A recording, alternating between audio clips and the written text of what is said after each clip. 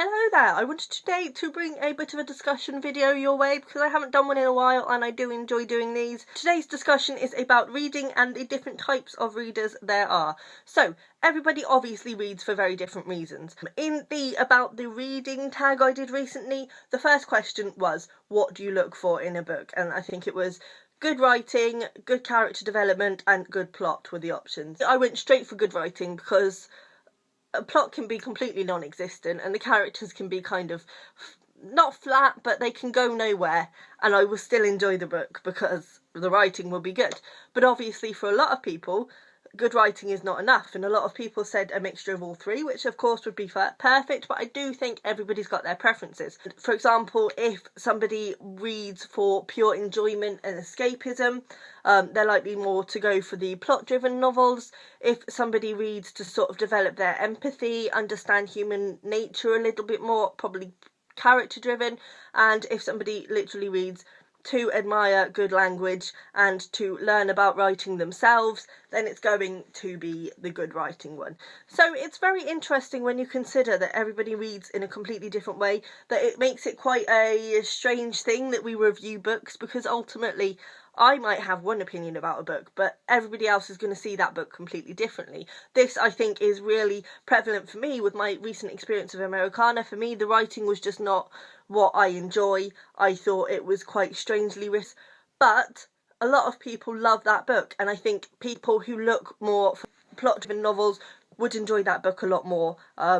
And obviously it talks about very important issues, so I think people who look for that kind of thing in a book are obviously going to be more into that book than I was.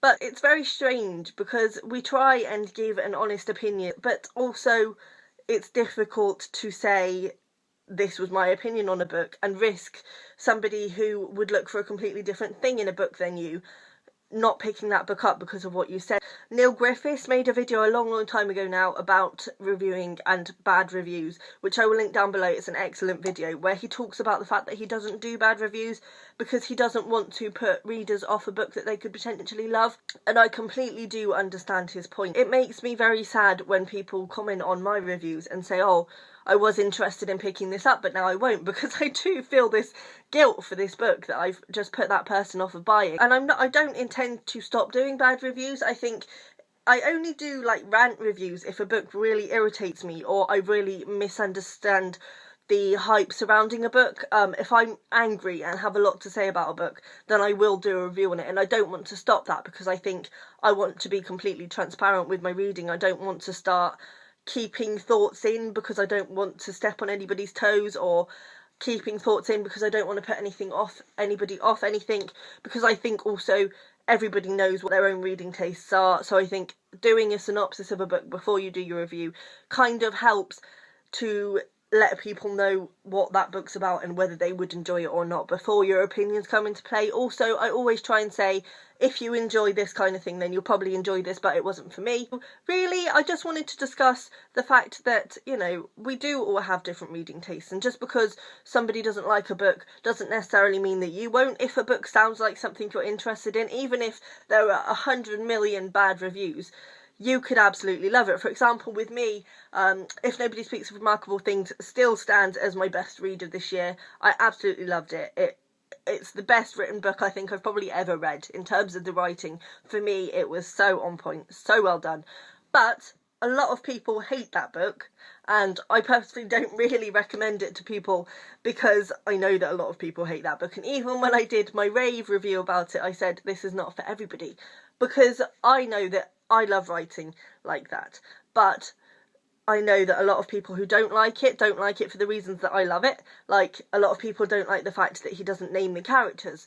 A lot of people don't like the fact that it kind of is just written in vignettes that never really go anywhere. A lot of people don't like the stagnant plot, but I love all those things. I think they are the very building blocks of the book. Just because I love that book, I completely understand that other people wouldn't. But I put myself off that book for a very long time. I wanted to buy it years and years ago and never did because I heard bad things about it. And even when I had it on my shelves, I picked it up because it was in a buy one get one half price. I put it off and I put it off, and I picked it up because I felt like I just had to get through it. And it happens a lot, actually, that I put books off and then pick them up because I'm like, oh, I just want to get this off my shelves, and they turn out to be books I absolutely adore. And it's not even just reviews that put me off books in that way, to be honest. It's covers as well, but we won't get into that. That's a whole other video. But it's quite an interesting sort of thing once you start thinking about it. It makes kind of reviews seem quite a strange being because it's quite difficult. But I think it's important in reviews, definitely for me, if I'm doing a bad review, to just say, it may not have been for me, but it might be for you. As I do agree that it's a sad thing to put anybody off buying a book that they could potentially like, I do stand by the fact that I want to be honest about the books I don't enjoy. I wouldn't feel comfortable if I had to gloss over my annoyances about books, because I enjoy ranting, I enjoy raving. And like with Americana, when I was rating it on Goodreads, I rated it as 4 stars. And then I thought, no, I didn't like that book. I'm rating it as 4 stars because I don't want people to think, oh, she didn't like it, I love that book. And I know that's nothing to do with other people, that's to do with me. But I think with this revelation that actually we're all different readers, so we're all going to like different things, I feel much more free, and I'm not going to feel that guilt anymore of, I didn't like this book, so I'm not going to be honest about the fact that I didn't like it, or I'm going to stay quiet about the fact I didn't like it.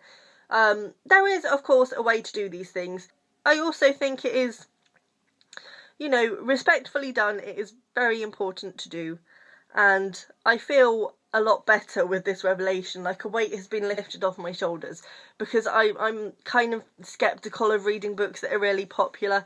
And also I do this thing anyway, where I generally, if a book is really popular, I just set myself against it. But I'm getting off point anyway. So I'll leave it there. Let me know down below what you think. Are you completely open with your reviews, or do you sometimes find yourself feeling a little bit like you can't say exactly what you felt about a book, or that you should give it a higher rating on Goodreads because you know that other people who you really respect their reading tastes have to give it a higher rating? So yes, and I'll see you later. Bye.